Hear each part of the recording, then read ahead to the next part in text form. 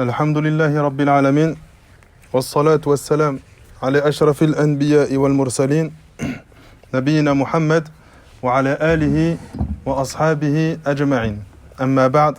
Dans ce cours d'aujourd'hui, Inch'Allah Ta'ala, on va voir une autre œuvre du cœur, une autre action du cœur, qui est ce qu'on appelle el-yaqin, la certitude.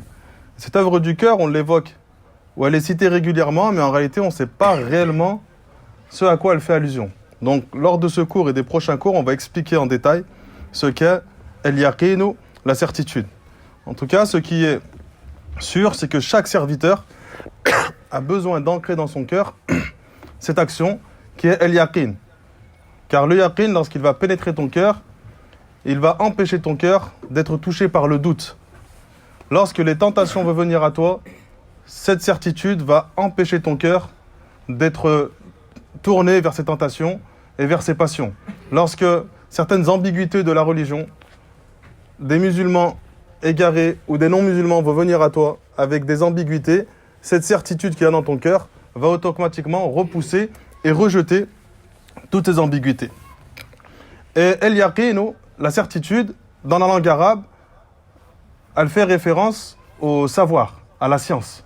Lorsqu'on dit el-yaqinu, dans son sens linguistique, ça fait référence au savoir, à la science, qui est l'opposé du doute. Donc ça fait référence à la science, qui est l'opposé du doute. Quant à son sens religieux, el-yaqinu, c'est un apaisement du cœur, la quiétude du cœur, et une science profonde qui est ancrée dans le cœur. Et cette science profonde qui est ancrée dans le cœur va pousser le cœur à œuvrer. Et va pousser les membres à œuvrer. Donc ce cœur que tu as dans ta poitrine, lorsque tu y entres, cette certitude, cette science profonde, cette science certaine, elle va te pousser à œuvrer et à obéir aux ordres d'Allah subhanahu wa ta'ala. Et cette science qui va être profonde dans ton cœur, à aucun moment elle va être touchée par un doute, par une ambiguïté, par un manquement, par des failles. À aucun moment. C'est une science parfaite, une science qui va être forcément suivie d'un acte qui va arriver derrière. Et cette certitude, elle englobe donc deux choses. Comme il évoque Cheikh l'Islam Ibn Taymiyyah rahimahullah ta'ala, comme cela est évoqué dans le Majmou' al-Fatawa, ilmul qalb, la science du cœur, wa amalul qalb, et là, les œuvres du cœur. Donc cette certitude, elle fait référence à la science du cœur, au savoir du cœur, mais également à quoi ? À la mise en pratique, qui est liée au cœur. Donc cette œuvre du cœur qui va pousser tes membres à te rapprocher d'Allah subhanahu wa ta'ala. Pourquoi ? Parce que lorsque tu apprends une chose, une science quelle qu'elle soit, lorsque cette science a réellement pénétré ton cœur, alors facilement et automatiquement cette science va amener à quoi ? À une mise en pratique. Parce que le fruit de la science, c'est sa mise en pratique. Et lorsque ton cœur, il a assimilé une chose, et qu'il l'a ancré en lui, et que ça le pousse à œuvrer, alors cette science est appelée comment ? Yaqin. Cette science devient une certitude. Lorsque tu as simplement appris une chose, et que cette chose-là, tu ne la mets pas en pratique, ça reste une science. Tu la connais, mais ton corps et ton cœur ne l'a pas encore appliquée. C'est de la science. Lorsque tu la mets en pratique, et qu'il n'y a rien qui peut t'empêcher de délaisser cette chose-là, que tu as mise en pratique, ça devient quoi ? Ça devient du yaqin, c'est-à-dire que tu as la certitude profonde que cette œuvre-là va t'élever auprès d'Allah subhanahu wa ta'ala et il n'y a plus rien qui peut te déstabiliser. Il n'y a plus aucune chose qui peut te perturber. Et Cheikh l'Islam Ibn Taymiyyah rahimahullah ta'ala, il dit, lorsque l'être humain, il apprend une chose, où il évoque Allah subhanahu wa ta'ala, lorsque son évocation d'Allah azza wa jal, ou la science qu'il a apprise, le pousse à œuvrer, le pousse à se soumettre aux ordres d'Allah subhanahu wa ta'ala et à méditer sur ce qu'il est en train de mettre en pratique et sur ce qu'il est en train d'apprendre, alors cette personne-là, elle a atteint le degré de yaqin. Mais celui qui a appris une chose et que par insouciance a du mal à la mettre en pratique, ou des fois il oublie qu'il faut la mettre en pratique et des fois il la met en pratique, lui en réalité il n'a pas encore atteint le stade de yaqin. Parce que des fois il va en pratique la science qu'il a apprise et des fois il la délaisse. Lorsqu'il est dans l'aisance, il arrive à œuvrer et à se rapprocher d'Allah subhanahu wa ta'ala. Lorsqu'il est dans la difficulté, les versets et les hadiths qui vont l'empêcher de se mettre en colère, il a du mal à s'en rappeler. Du coup, il se met en colère et après il se souvient qu'en réalité il y avait des hadiths et que c'est une chose qu'Allah subhanahu wa ta'ala déteste. Lorsque tu as l'yaqin, cette certitude qui est ancrée au fond de ton cœur, tu n'es jamais insouciant, peu importe la situation dans laquelle tu es. Si tu te mets en colère, étant donné que ces versets et ces hadiths, ils ont profondément pénétré ton cœur, c'est eux qui t'empêchent de désobéir à ton Seigneur, Allah subhanahu wa ta'ala. Et Allah, dans le Coran, lorsqu'il évoque les gens qui ont la foi, les gens pieux, qu'est-ce qu'il dit dans le début de Surah Al-Baqarah? وَهُمْ بِالْآخِرَةِ هُمْ يُقِنُونَ. Ce sont des personnes qui ont une croyance parfaite et certaine dans l'au-delà. De ce verset-là, certains savants ont dit que El-Yaqin, c'est une croyance parfaite de tout ce qui vient après la mort, ou bien une croyance parfaite de tout ce qui est de l'ordre de l'invisible. Et tu y crois tellement que c'est comme si ton cœur, il le voyait.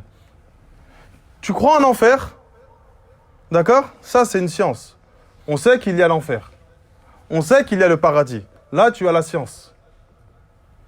Si ton cœur, il a constamment l'impression de voir l'enfer, tu as atteint le degré de certitude. Et c'est pour ça que les gens ont des degrés différents dans la science et dans leur mise en pratique. Car il y en a, ils ont appris certaines choses, mais leur cœur, il ne le ressent pas réellement. C'est-à-dire qu'il connaît, il a beaucoup de connaissances, il a de la mutala'a, il connaît de nombreuses choses. Mais son cœur, il n'a pas encore bien assimilé tout ça. Celui qui comprend de nombreuses choses et que son cœur a tout assimilé, comme s'il voyait en face de lui le paradis, et cela va le pousser à œuvrer, et comme s'il voyait en face de lui l'enfer, cela va le pousser à œuvrer, comme s'il voyait en face de lui le châtiment de la tombe, et tous les supplices de la tombe, ou les bienfaits de la tombe, et les mérites de la tombe, tout cela va le pousser à œuvrer. Lorsque ton cœur, il a l'impression, ou tu as l'impression que ton cœur voit les choses de l'invisible, comme si elles étaient présentes auprès de lui, ou en face de lui, alors à ce moment-là, sache que tu as atteint le degré de El-Yaqin, la certitude. C'est pas simplement une connaissance, c'est une connaissance profonde, comme si ton cœur, il le voyait. Allah subhanahu wa ta'ala dit dans le Coran, فَوَرَبِّ السَّمَاءِ وَالْأَرْضِ, par le Seigneur des cieux et de la terre. إِنَّهُ لَحَقٌّ, ceci est une vérité, une véritable vérité, une vérité parfaite. مِثْلَ مَا أَنَّكُمْ تَنْتِقُونَ, de la même manière que vous parlez. Ceci est une vérité, c'est-à-dire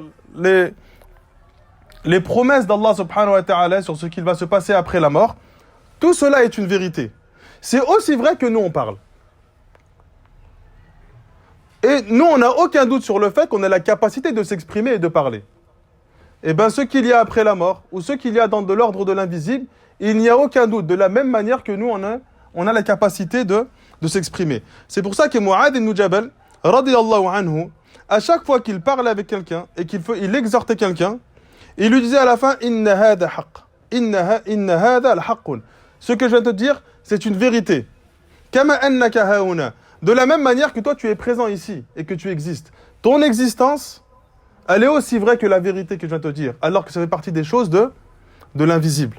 Et donc, Cheikh al-Islam Ibn Taymiyyah, rahimallahu ta'ala, il a réuni les deux choses qu'on vient d'évoquer, que El-Yaqin, c'est une science profonde qui est ancrée dans ton cœur et qui te pousse à œuvrer.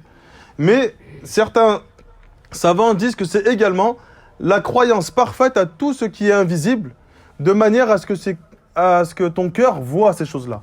De la même manière que tes yeux voient ce qu'il y a de présent en face d'eux. Et donc, Cheikh al-Islam Ibn Taymiyyah, rahimallahu ta'ala, nous dit, la certitude, ça englobe plusieurs choses. Ça englobe le fait que cette certitude va te pousser à obéir et à œuvrer pour Allah subhanahu wa ta'ala.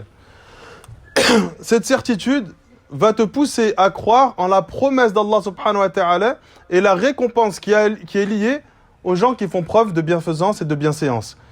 Elle va te pousser à croire en la promesse d'Allah subhanahu wa ta'ala dans le châtiment de ceux qui désobéissent à Allah subhanahu wa ta'ala. Cette certitude va te faire avoir une quiétude et une sérénité dans ton cœur quant au destin et au destin d'Allah subhanahu wa ta'ala. Et lorsque tu as ancré tout ça dans ton cœur, si tu œuvres pour la satisfaction d'Allah azza wa jal, alors cette science que ton cœur a accumulée, sache qu'elle a réellement pénétré ton cœur.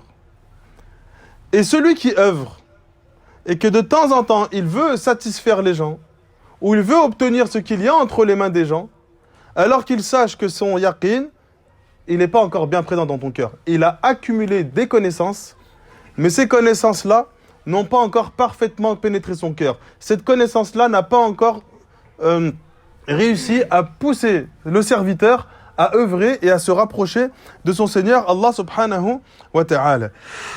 Donc, Cheikh l'Islam Ibn Taymiyyah rahimallahu ta'ala, il dit celui qui a une certitude parfaite en Allah subhanahu wa ta'ala, alors il va savoir que dans n'importe quelle situation, Allah va lui porter secours. Toute la subsistance qu'il veut obtenir, elle va provenir et venir d'Allah Azza wa Jal. Peu importe l'être humain qui possède cette chose-là entre ses mains, toi tu t'en remets à Allah Azza wa Jal pour qu'Allah il instrumentalise cette personne pour qu'elle te donne ce que toi tu désires. Mais à aucun moment tu vas aller directement entre les mains de cette personne-là et délaisser ta demande pour Allah subhanahu wa ta'ala. Celui qui va vers ce qu'il y a entre les mains des êtres humains, qu'il sache qu'il a un manque de yaqin.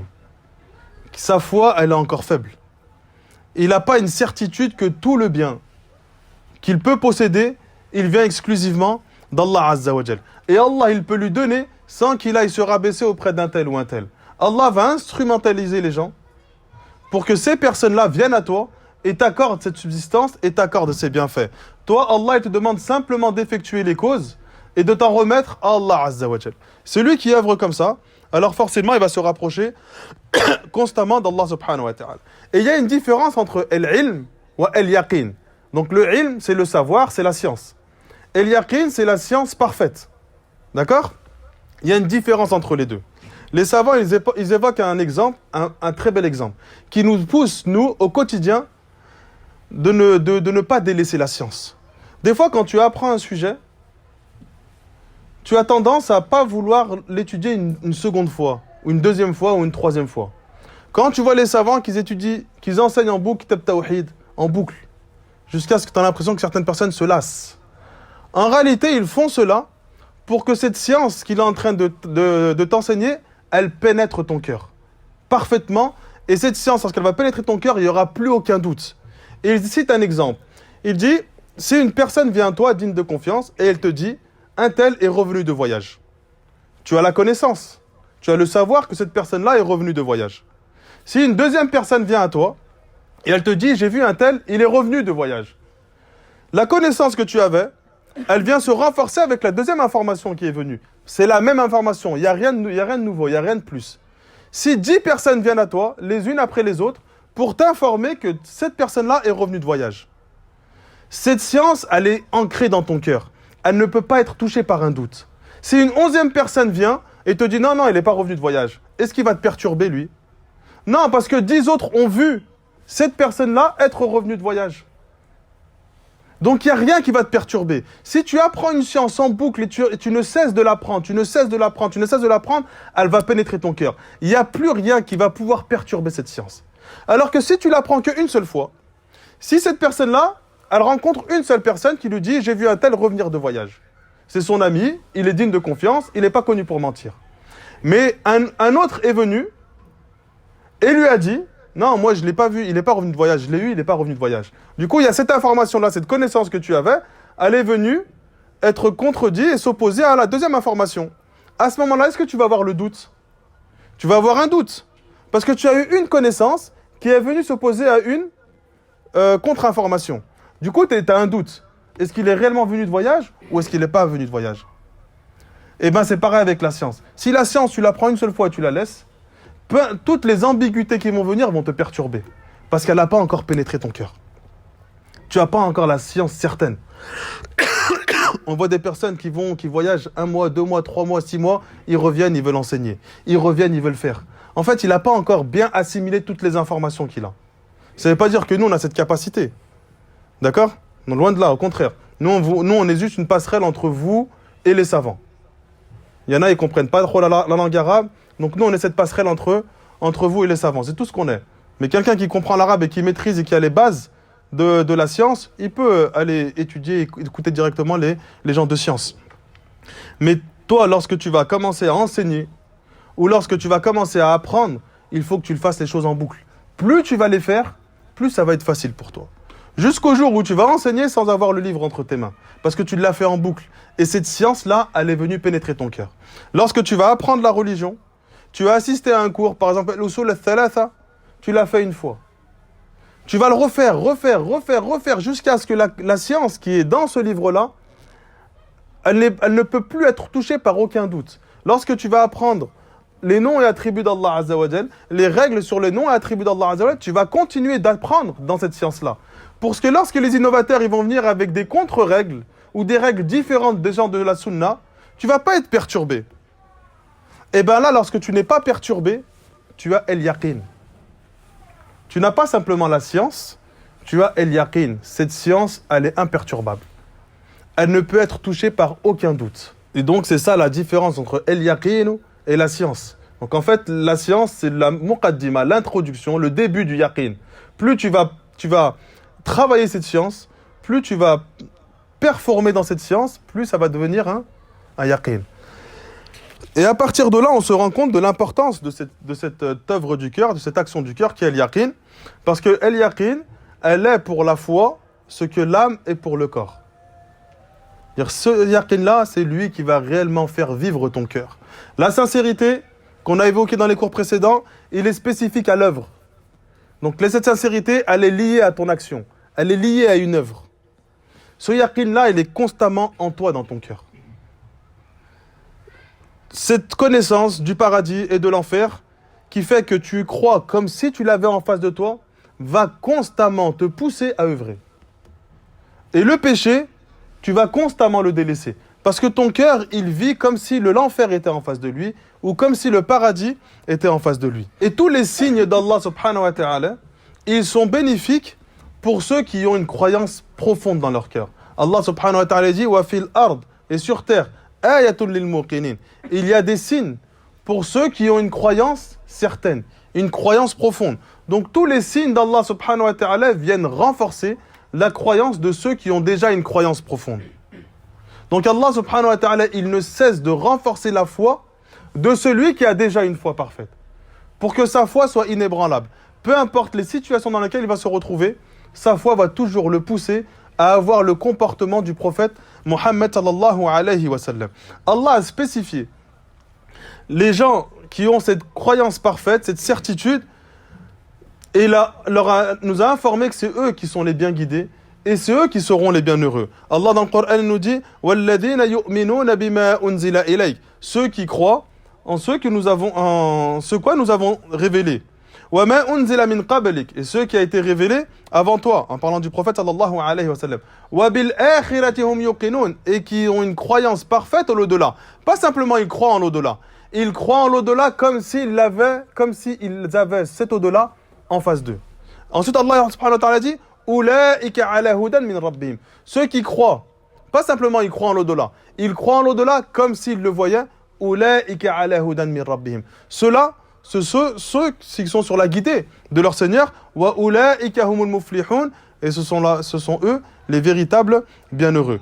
Alors qu'Allah subhanahu wa ta'ala, lorsqu'il parle des gens de l'enfer, il les cite et il qualifie ces personnes-là comme ayant tout le temps des doutes. Et ils ne sont pas touchés par la certitude. وَإِذَا قِيلَ إِنَّ وَعْدَ اللَّهِ حَقٌّ وَالسَّاعَةُ لَا رَيْبَ فِيهَا lorsqu'on leur dit que la promesse d'Allah est véridique, وَالسَّاعَةُ لَا رَيْبَ فِيهَا et que l'arrivée de l'heure n'est touchée par aucun doute. قُلْتُمْ مَا نَدْرِي مَا السَّاعَةُ ils diront, nous ne savons pas ce qui est l'heure. وَإِنَّ ظُنُّ Inna dhunnu illa dhanna. Nous ne faisons que de simples conjectures. Nous avons de véritables doutes sur l'arrivée de l'heure. Wa ma nahnu bimustayqinin. Et nous ne sommes pas parfaitement croyants. Nous ne sommes pas parfaitement convaincus. Donc Allah subhanahu wa ta'ala, lorsqu'il parle des gens qui ont une foi forte et une foi sincère, il les qualifie comme étant al-muqinun, ceux qui ont une croyance parfaite. Il leur donne cette petite fête de al-yaqin. Quant à ceux qui sont tout le temps touchés par le doute, Allah subhanahu wa ta'ala, et ce sont ceux qui vont être destinés à l'enfer, nous ne sommes pas convaincus que l'heure va arriver, donc ils sont tout le temps touchés par le doute de la promesse et de ce qu'Allah subhanahu wa ta'ala nous a révélé. Et lorsque tu es touché par al-yaqin, tu vas atteindre un niveau extrêmement élevé auprès d'Allah subhanahu wa ta'ala. Certains salafs, ils disaient « As-sabru nisful iman » la patience est la moitié de la foi. « Wal-yaqinu el-imanu kullu » et la certitude est la foi totale, la foi parfaite.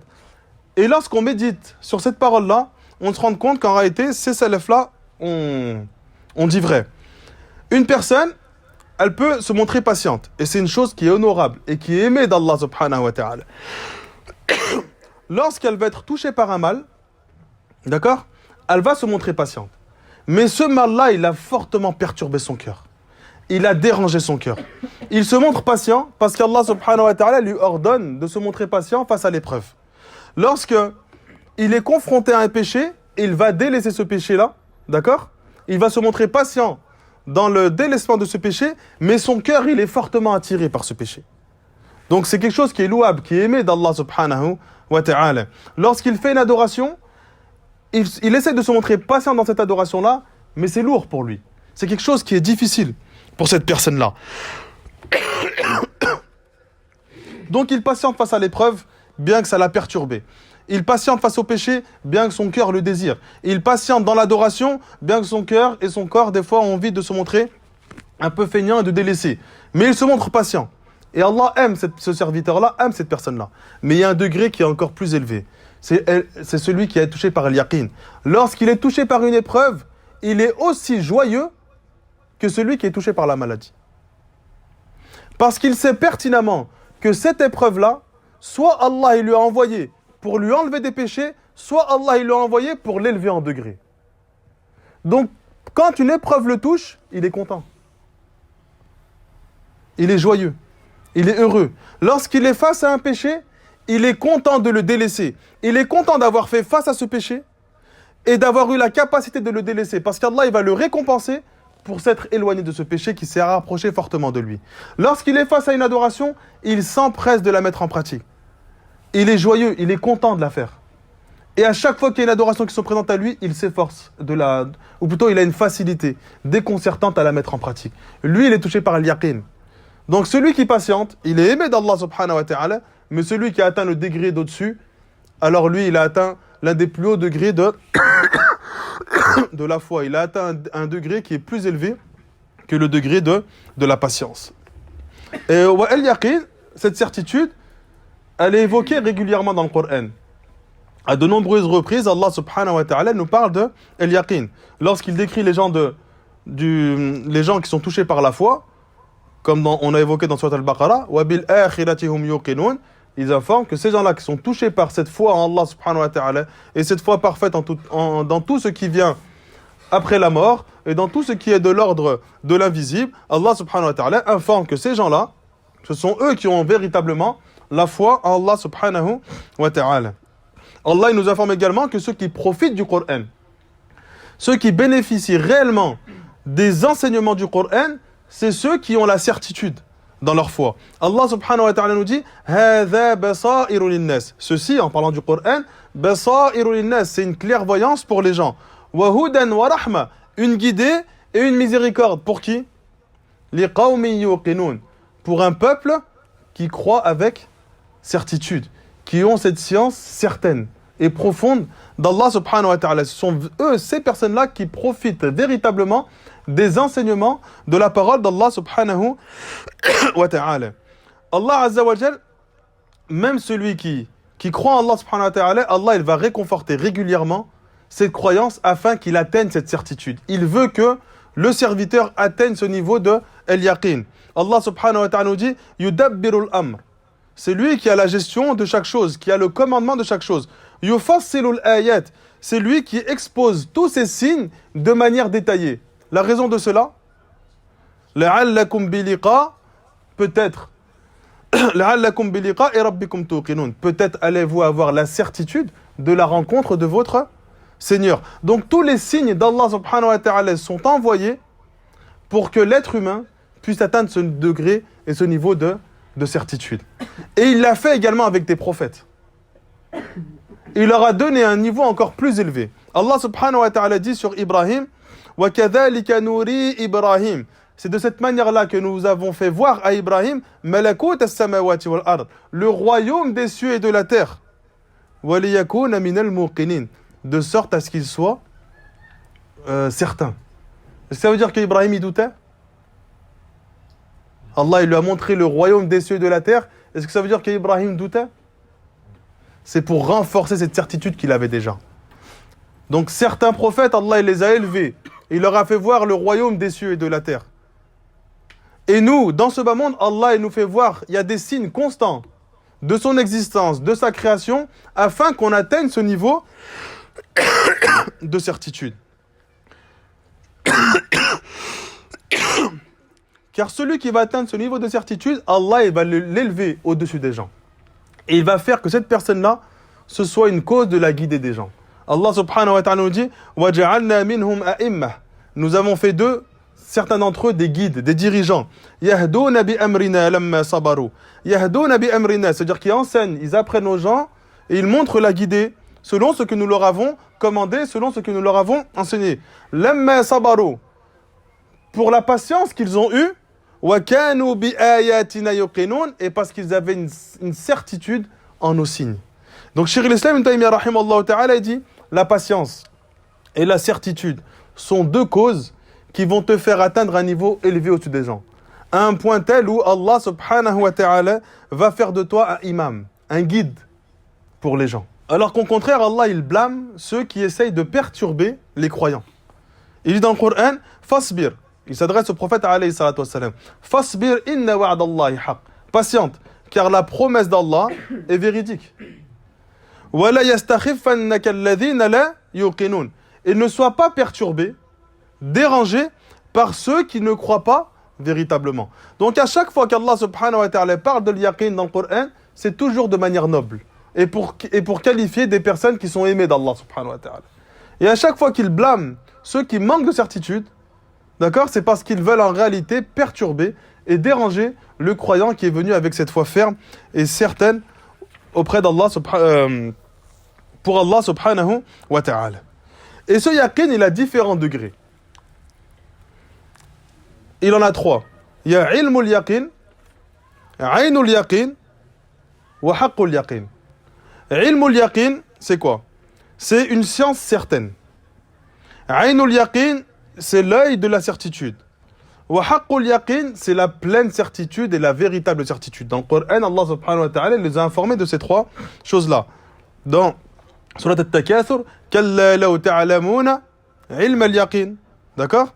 La tarawunna al-jahim, thumma la tarawunnaha ayn al-yaqin. Donc au début, il parle de la science certaine, et ensuite, après que les gens aient vu véritablement l'enfer, Allah il parle de l'œil de la certitude. Dans d'autres versets, dans Surat Al-Waqi'a, Allah subhanahu wa ta'ala dit Inna hadha lahuwa haqqul yaqin. Ceci est en réalité la pleine certitude, la véritable certitude. Donc, ilmul yaqin, la science certaine, d'accord, c'est le fait de croire en tout ce qu'Allah subhanahu wa ta'ala nous a informé. Afwan. C'est le fait de croire en tout ce qu'Allah subhanahu wa ta'ala nous a informé, comme paradis, enfer, châtiment de la tombe, délices de la tombe, ou de tous les événements qu'il va y avoir le jour du jugement. De fait de croire aux noms et attributs d'Allah subhanahu wa ta'ala, de croire aux anges, de croire à tout ce qui est de l'ordre de l'invisible. Celui qui entre cette connaissance dans son cœur, il a ilmul yaqin, il a une science et une connaissance certaine. Lorsqu'on va se retrouver auprès d'Allah subhanahu wa ta'ala et qu'on va voir de nos yeux la promesse d'Allah azza wa jal, le paradis, l'enfer, le châtiment ou les délices de la tombe, là on va atteindre un degré qui est plus élevé, qui est quoi? Aynul yaqin, parce qu'on l'a vu de nos yeux. On l'a cru, ensuite tu vas le voir véritablement avec tes yeux. Wa haqqul yaqin, c'est quoi? La pleine certitude. Ahsanta, c'est le fait d'entrer au paradis ou d'entrer en enfer. Donc, Allah il t'informe dans ce bas monde de son paradis. Lorsque tu vas te retrouver dans ça, c'est ilmul yaqin. Tu as la connaissance parfaite qu'Allah Azza wa Jalla il a créé un paradis pour les êtres humains. Lorsque tu vas être le jour du jugement et que tu vas voir ce paradis, tu vas atteindre le niveau d'au-dessus qui est Aynul Yaqin, l'œil de la certitude, tu le vois de tes propres yeux. Lorsque tu vas entrer dans ce paradis, tu vas atteindre un niveau encore au-dessus qui va être Haqqul Yaqin, tu vas le vivre, tu vas le goûter véritablement.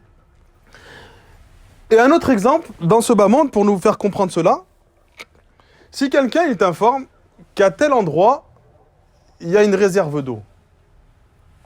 Là, tu as quoi? Ilmul Yaqin. Il t'a apporté une information. Cette personne-là n'est pas connue pour mentir. Elle est connue pour être quelqu'un de digne de confiance. Elle t'a apporté une information qu'à tel endroit, il y avait de l'eau.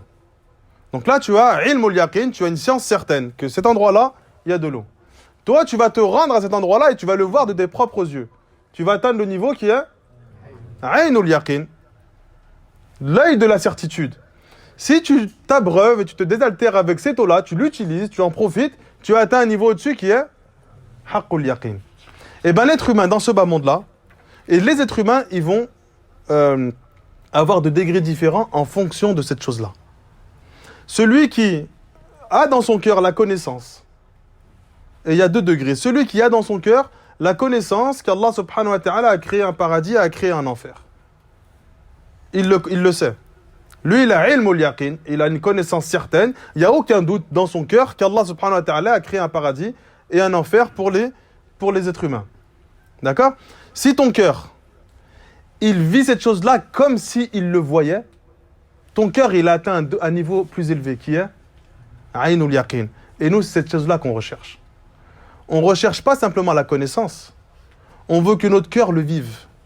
Et que notre cœur ressente tout ce qu'Allah subhanahu wa ta'ala nous a promis dans l'au-delà, comme si c'était en face de lui. Et certains salafs disaient que les yeux sont sont les témoins de ce qu'il y a sur terre. Et le cœur, si tu le rentres, ce Ayn al-Yaqin, cet œil de la certitude, il va être le témoin de ce qu'il y a dans l'au-delà. Donc toi, dans ce bas monde, tes yeux, ils vont voir tout ce qu'il y a sur cette terre. Et ton cœur, il va voir tout ce qu'il y a dans l'au-delà. Comme si c'était présent auprès de lui. Donc ton cœur, il n'a pas besoin d'avoir tes yeux pour voir ce qu'il y a dans l'au-delà. Il n'en a pas besoin de cela. Lui, ce qu'il a besoin, ton cœur, c'est de voir ce qu'Allah subhanahu wa ta'ala lui a promis. Parce que ton corps, il a déjà tes yeux pour voir. Il n'a pas besoin d'avoir ton cœur. Ton cœur, il a besoin de voir plus. Il a besoin que tu ancres en lui cette croyance. Pour qu'il voit l'enfer comme s'il était devant lui. Il voit le paradis comme s'il était devant lui. Et nous, c'est exactement cette chose-là qu'on recherche. On essaye constamment de se rapprocher d'Allah subhanahu wa ta'ala de sorte à ce qu'on œuvre comme si le châtiment était devant nous.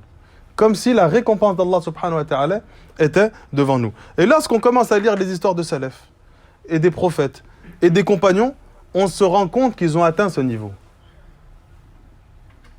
Que leur cœur œuvrait de manière à ce qu'ils avaient constamment en face d'eux, comme si c'était le paradis et l'enfer. Lorsque Ali ibn Abi Talib faisait les ablutions et qu'il le voyait à chaque fois qu'il faisait les ablutions, il tremblait, il devenait pâle. Alors qu'il était simplement en train de faire l'odo pour se préparer à faire la salat. Parce que son cœur, il voyait constamment la récompense qu'Allah allait lui promettre pour celui qui se prépare convenablement pour aller à la prière. Et dans chaque chose, les salafs agissaient de la sorte. C'est pour ça quand on voit les salafs, ils faisaient des 1000 prières par jour, on se dit, mais comment ils font? Et jamais ils ne se lassent. En toute une vie, ils ont lu des 20, 25 000 fois le Coran. Jamais ils ne se lassent. Ils prient constamment. Ils jeûnent constamment. Ils sont tout le temps en train d'œuvrer. Parce que leur cœur, il a tout le temps et constamment l'impression d'être en face de l'enfer. Ou en face du paradis. Celui qui voit l'enfer en face de lui, il va vouloir œuvrer. Ceux qui vont se retrouver auprès d'Allah, ils vont dire, oh Allah, laisse-nous descendre sur terre, ne serait-ce qu'une journée ou une demi-journée. Parce qu'ils ont vu. C'était les plus grands combattants de l'islam, les plus grands ennemis de l'islam. Lorsqu'ils vont le voir l'enfer, ils vont vouloir œuvrer. Si ton cœur, il le voit, de ce bas monde, alors tu vas constamment œuvrer et constamment faire l'effort de te rapprocher d'Allah subhanahu wa ta'ala. Et Allah Azza wa Jal, il nous a mis plusieurs moyens de tester notre certitude. Et on va citer certains de ces moyens, et à chaque fois, tu vas te placer, toi, dans ces catégories qu'on va citer. Est-ce que tu as atteint ce niveau de certitude ou est-ce que tu as encore un niveau en dessous? Le premier degré, le premier test pour ta certitude, c'est at-tawbah, le repentir. Celui qui est touché par al-yaqin, qui a une certitude parfaite, de sorte à ce que son cœur voit le paradis et voit l'enfer comme si c'était présent en face de lui, lorsqu'il va être touché par un péché, car kullu bani adam khata, même celui qui est ainsi, il va tomber dans un péché. Lorsqu'il va faire un péché, il va se repentir automatiquement et tout seul, sans l'aide de personne. Il fait un péché, ce péché-là, il s'en repent. Il s'en repent facilement. Et automatiquement et rapidement. Ça, c'est celui qui est touché par el-yaqin. Celui qui n'est pas encore touché par el-yaqin, lorsqu'il va faire un péché, il va avoir besoin que quelqu'un l'encourage à se repentir. Il va devoir écouter un cours qui va l'encourager à se repentir. Il va devoir se retourner et fréquenter certaines personnes qui sont touchées par la piété pour pouvoir avoir envie de se repentir. Sans cela, il ne se repent pas. Son cœur ne ressent pas le besoin de se repentir et de se rapprocher d'Allah subhanahu wa ta'ala. Pourquoi? Parce qu'il est faible. La certitude dans son cœur, elle est faible. Donc toi, lorsque tu fais un péché, quel qu'il soit, tu t'empresses de te repentir sans que tu aies besoin de personne. Alors, bi'idhnillah, tu es touché par al-yaqin. Si lorsque tu fais un péché, tu n'arrives pas à l'arrêter, et il faut que tu écoutes des cours et des cours et des cours et des exhortations et des conseils pour réussir à le délaisser, c'est que tu n'es pas encore bien touché par la certitude. Ce n'est pas quelque chose qui est blâmable. Au contraire, c'est quelque chose qui est louable. Mais là, on parle des degrés. Donc celui qui a un degré le plus élevé, c'est celui qui arrive à se repentir d'une manière qui est facile. Et le prophète sallallahu alayhi wa sallam agissait de la sorte. Il savait que certaines personnes avaient cette certitude dans leur cœur, et d'autres un peu moins. Il accordait plus de temps à certaines personnes qu'à d'autres. Il donnait des fois de l'argent plus à une qu'à une autre, alors que l'autre avait encore plus besoin. Parce qu'il savait qu'en faisant cela, eux, ils avaient besoin d'avoir leur certitude encouragée. Ils savaient qu'ils avaient besoin constamment qu'on les dorlote, mais qu'on les réconforte et qu'on les caresse dans le sens du poil pour que cette certitude pénètre leur cœur. Et avec d'autres compagnons qui avaient déjà cette certitude, il n'agissait pas de la sorte. Il n'était pas aussi attentionné envers eux. Ça ne veut pas dire qu'il les délaissait totalement. C'est-à-dire que le prophète sallallahu alayhi wa sallam agissait de la meilleure des manières en fonction du besoin des gens. Et que chacun d'entre eux avait l'impression d'être celui qui était le plus aimé auprès du prophète. Il y a un homme qui est venu au prophète sallallahu alayhi wa sallam. Et il a dit au prophète, Ya Rasulallah, Man ahabbu an-nas ilayka? Quelle est la personne la plus aimée auprès de toi? Qu'est-ce qu'il a répondu, le prophète? Aïcha radiyallahu anha. Le compagnon, il n'a pas été totalement satisfait de cette réponse. Qu'est-ce qu'il a dit? Non, mais chez les hommes. Et il a dit Abou, son père. Pourquoi lui il a dit ça? Parce que le prophète, il se comportait tellement bien avec lui qu'il avait l'impression d'être celui qui était le plus aimé du prophète sallallahu alayhi wa sallam. Alors il a voulu s'honorer et dire au prophète alayhi wa sallam, quelle est la personne que tu aimes le plus, en pensant qu'il allait dire toi. Il a dit Aïcha. Il a dit non, mais chez les hommes. Parce qu'il pensait que ça allait être lui. Il a dit Abou. Tellement le prophète se comportait bien, chaque musulman avait l'impression qu'il était le plus aimé chez le prophète sallallahu alayhi wa sallam. Malgré cela, il donnait à chacun ce qu'il avait besoin pour être un meilleur croyant. Donc toi, avec cette tawbah, avec ce repentir, tu te places. Est-ce que tu as tout le temps besoin d'avoir un rappel pour te rapprocher d'Allah et plutôt pour te repentir, ou est-ce que automatiquement ton cœur s'oriente tout seul et facilement vers le repentir lorsqu'il a fait un péché, sans avoir forcément besoin constamment qu'on lui fasse un rappel? Nous, malheureusement, des fois on fait des péchés, on a du mal à les délaisser. Et on a besoin d'entendre de nombreux rappels pour réussir à les délaisser. Lorsqu'on entend ces nombreux rappels, on a une facilité à délaisser ce péché. Lorsque ce rappel s'éloigne un peu de nous et qu'on commence à être dans une situation où on n'a plus trop le temps, par exemple, d'aller à la mosquée ou d'écouter des exhortations, alors ce péché se rapproche de nous. Et une fois qu'on écoute des rappels, il s'éloigne et ainsi de suite. Et ce péché-là, il fait une sorte de yo-yo avec toi. Il se rapproche et il s'éloigne en fonction des exhortations qui viennent à toi.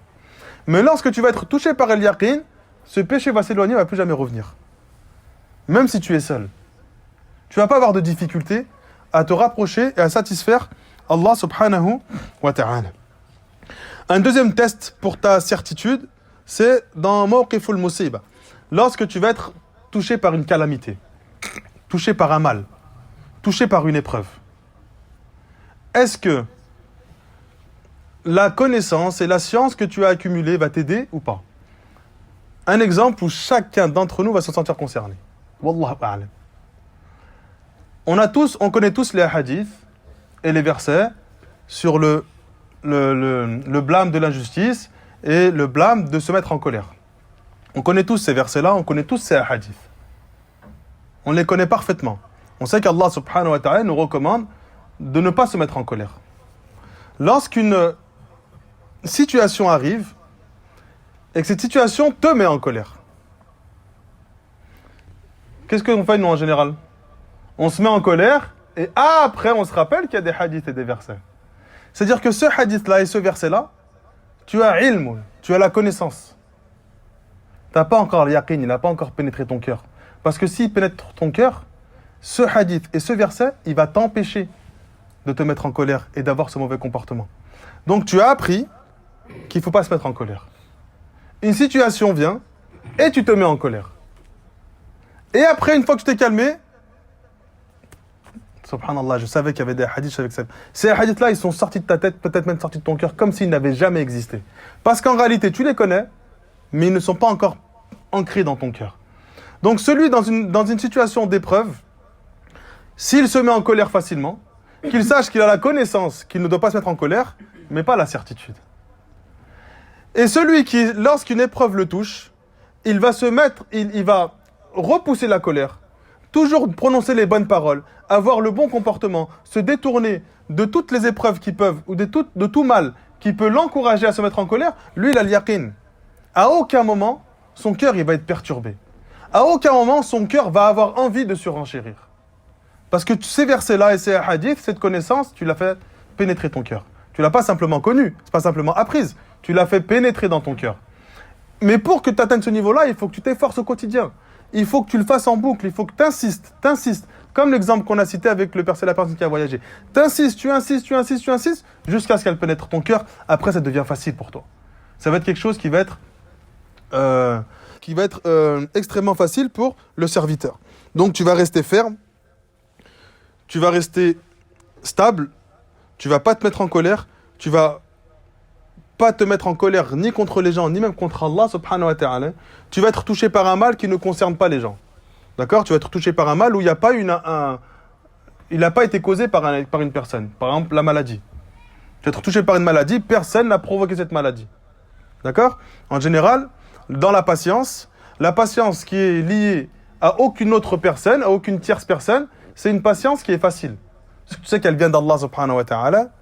Et nous, en général, on peut avoir ce yaqin dans cette patience-là. Tu es touché par la maladie, alors à ce moment-là, tu ne te mets pas en colère contre Allah subhanahu wa ta'ala. Tu patientes. Tu sais que cette maladie vient d'Allah subhanahu wa ta'ala. Tu sais que de cette maladie, il y a un bien. Donc si tu es ainsi, tu as le yaqin, tu as cette certitude. C'est-à-dire que cette maladie, elle n'a pas causé quelque chose de néfaste chez toi. Au contraire, peut-être elle t'a rapproché d'Allah subhanahu wa ta'ala, tu as accepté cette maladie, tu l'as bien prise et tu t'en remets à Allah subhanahu wa ta'ala.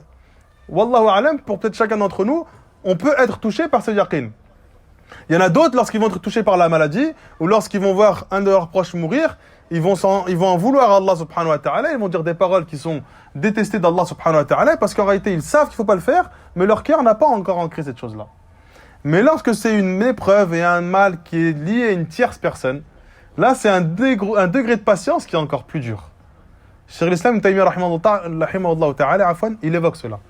La patience qui est liée entre toi et Allah azza wa jal sur une maladie ou sur la mort d'un de tes proches, elle est plus facile à accepter parce que tu sais que ça vient d'Allah et tu ne peux pas t'en prendre à Allah, tu ne peux pas t'énerver contre Allah, sauf si vraiment ta foi elle est basse. Mais la patience qui est liée à une tierce personne, alors à ce moment-là, c'est elle qui est difficile. Parce que tu te sens capable de lui rendre ce mal.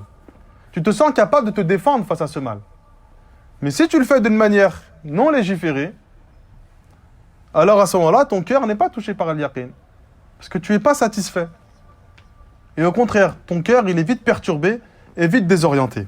Donc ça, c'est dans Mawqif al-Musiba. Un deuxième test, pour ta certitude, fait Mawqif al-Haja, dans une situation où tu es dans le besoin. Il y a des moments dans ta vie où, alhamdoulilah, par la grâce d'Allah, financièrement, tu es plus ou moins à l'aise, et tu es pas touché par de nombreuses épreuves, donc tu es bien. Dans cette situation, tu as une facilité à te tourner vers Allah Azza wa Jal. Parce qu'en réalité, tu n'as pas besoin des gens. Donc étant donné que tu n'as pas besoin de gens, tu vas chercher ta subsistance et ton réconfort auprès de ton Seigneur. Mais cette situation-là, elle va changer dans ta vie. Il va y avoir des moments où tu es un peu en difficulté financièrement, où tu vas être touché par des épreuves, où tu sens que tu as besoin des gens pour t'aider ou pour te soutenir dans cette épreuve. Lorsque tu es dans cette situation, si ton cœur il s'oriente directement vers Allah et que tu demandes à Allah subhanahu wa ta'ala qu'il te sorte de cette épreuve et qu'il instrumentalise des gens pour qu'ils viennent prendre ta défense, alors tu as l'yaqin. Si dans cette situation, tu vas commencer à aller courir vers ce qu'il y a entre les mains des gens, un tel il m'a fait du mal, un tel il m'a dit, tu veux essayer de ameuter le plus de personnes à ta cause. Un tel il a fait, un tel il m'a dit, et tu commences à radoter. Ou lorsque tu es touché par un mal financier, tu vas vouloir aller voir un tel, aide-moi dans un commerce. Tu sais, tu vas essayer de te rabaisser à un point où tu penses que c'est lui qui va te sauver de cette situation. Là, tu n'as pas atteint le degré de l'yaqin. Tu as encore un degré au-dessus. Tu as encore besoin des gens. Ton cœur, il est encore attiré par les gens. Et ça, c'est quelque chose qui est important, parce que nous, dans l'aisance, on a une facilité à adorer Allah Azza wa Jal. Nous et l'être humain dans la généralité. Et dans la difficulté, il va essayer, des fois, de s'orienter vers les êtres humains. D'accord ? Vers ce que les êtres humains ont entre leurs mains. Donc toi, tu te places dans cette situation et tu regardes dans quel cas tu es. Est-ce que ton cœur il s'oriente constamment vers Allah subhanahu wa ta'ala ? Cela ne veut pas dire qu'on n'effectue pas les causes. On fait les causes. Mais tu sais que lui, c'est simplement un instrument d'Allah Azza wa Jal pour obtenir ce que tu désires. Et tu veux qu'Allah l'utilise lui pour qu'il t'apporte à toi ce que tu désires. Donc on fait les causes, mais sans s'attacher à cette cause-là, sans que notre cœur soit attaché à cette cause-là. En te disant que si lui ne te donne pas, plus personne sur terre ne peut te donner.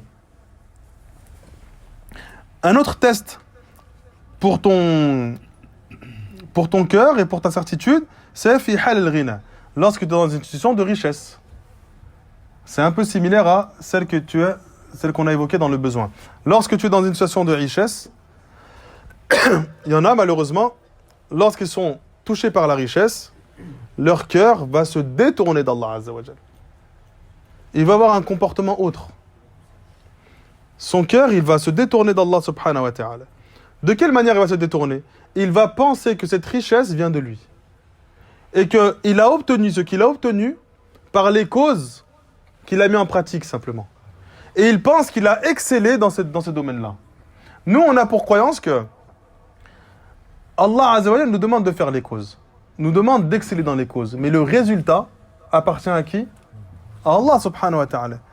Lorsque on veut éduquer un enfant, on va utiliser toutes les causes et toutes les méthodes pour bien éduquer l'enfant. Mais là, le résultat, il appartient à qui ? À Allah subhanahu wa ta'ala. Tu peux faire la chose de la meilleure des manières et avoir un résultat négatif. Les prophètes, est-ce qu'on peut penser que Nuh alayhi salam ou Lot alayhi salam, ils ont mal éduqué leurs enfants ? Ils ont éduqué leurs enfants de la meilleure des manières, d'une manière qu'aucun d'entre nous ne pourra réussir à faire. Mais le résultat, il n'est pas entre leurs mains. Il est entre les mains de qui ? D'Allah subhanahu wa ta'ala.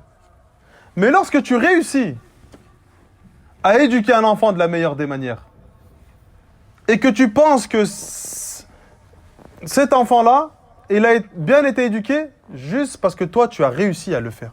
À aucun moment, tu as rentré dans l'équation que c'est Allah qui a voulu que ces résultats soient positifs. Et que certaines personnes éduquent mal leurs enfants, et il s'avère que par la suite, ce deviennent des enfants bien guidés. Est-ce que lui, il va se dire, c'est grâce à moi ? Parce que je l'ai tellement hagar qu'il est devenu quelqu'un de bien. Ou je l'ai tellement gâté qu'il est devenu quelqu'un de... Non, nous, on fait toutes les causes pour obtenir un résultat positif à une chose, mais on sait que le résultat, il est entre les mains de qui ? D'Allah subhanahu wa ta'ala. Tu fais toutes les causes pour qu'entre toi et ton épouse, ça se passe bien. Mais cette union-là, elle est entre les mains d'Allah Azza wa Jal. Si Allah voit un autre bien pour toi, il te fera toucher par des épreuves. Eh bien, ton yaqin, lorsque tout ce que tu vas entreprendre, tu vas le réussir, et que tu vas être touché par une richesse, que ce soit une richesse financière ou une richesse plus générale, c'est-à-dire qu'à chaque fois que tu entreprends quelque chose, ça marche. tu n'aies pas cet orgueil à te dire j'ai réussi parce que c'est moi qui connais les méthodes pour réussir. Et tu vas commencer à enseigner aux gens en faisant croire que prends cette méthode-là, tu vas réussir, sûr, à 100%. Et ça marche dans l'opposé. Il y a des personnes qui prennent des chemins là où tout le monde a échoué. Il prend un chemin là où tout le monde a échoué et il veut une destination différente. Mais ça ne marche pas, ça.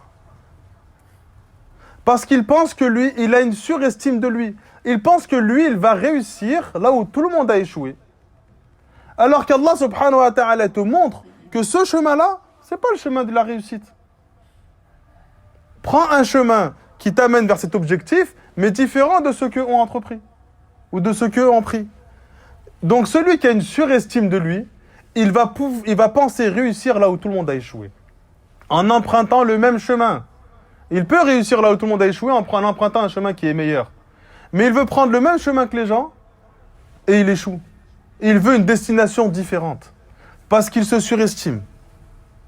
Il n'utilise pas les causes qu'Allah subhanahu wa ta'ala lui a demandé d'utiliser. Et il est tellement sûr de lui qu'il pense avoir toujours réussir dans ce qu'il va entreprendre. Donc toi, tu te places dans cette situation. Est-ce qu'à chaque fois que tu entreprends quelque chose et que ça marche, tu complimentes et tu fais l'éloge de celui qui t'a permis de réussir, qui est qui? Allah subhanahu wa ta'ala. Et lorsque ça ne marche pas, alors à ce moment-là, tu te remets en cause et tu te dis, quelle est la méthode que je vais devoir utiliser pour qu'Allah subhanahu wa ta'ala m'accorde la réussite. Et si Allah azza wa jalla ne t'accorde pas la réussite pour ce projet, c'est qu'il sait que dans ce projet-là, si tu réussis, c'est un mal en fait pour toi. Nous, on pense que des fois, l'être humain, il désire une chose plus que tout. Et il pense avec certitude que lorsqu'il va obtenir cette chose-là, ça va être bénéfique dans sa vie. Et Allah subhanahu wa ta'ala lui en prive. Et son cœur, il est perturbé, il n'est pas content, il n'est pas satisfait. Alors qu'en fait, Allah subhanahu wa ta'ala, il t'en a privé parce qu'il sait que c'est néfaste pour toi. On sait qu'Allah azza wa jalla nous donne ce dont on a besoin. Et il ne nous donne pas ce dont on a envie de recevoir. Donc si tu as envie de recevoir une chose mais que tu ne l'obtiens pas, sache que c'est peut-être un mal pour toi. Et si tu es touché par une chose mais que tu n'en voulais pas, c'est que forcément peut-être c'est un bien pour toi. Dans chaque chose, il faut essayer de tourner la tourner de manière à trouver le bien dans cela.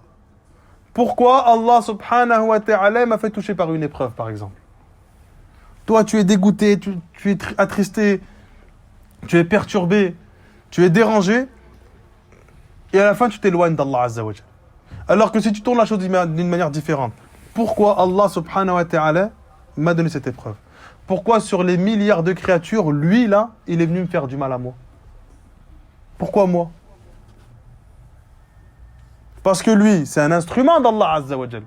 C'est pas de lui-même qui a eu la volonté de vouloir te faire du mal. C'est Allah, il a permis que lui te fasse du mal. Pourquoi Allah subhanahu wa ta'ala, il lui a permis à lui de te faire du mal à toi?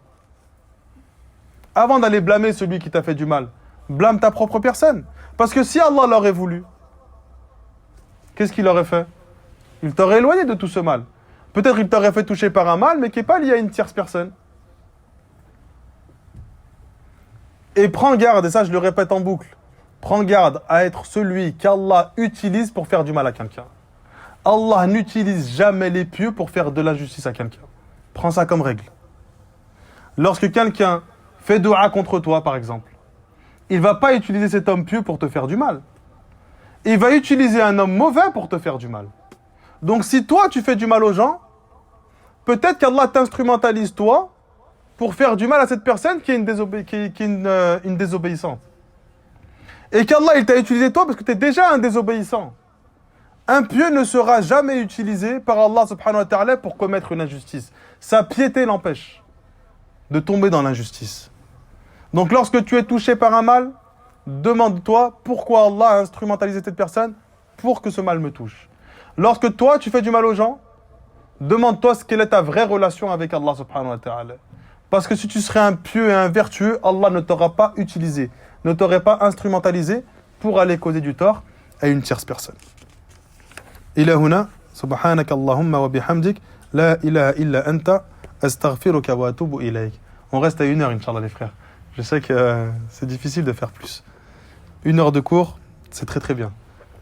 On fera la suite, Inch'Allah, dans le prochain cours. Barakallahu fikum.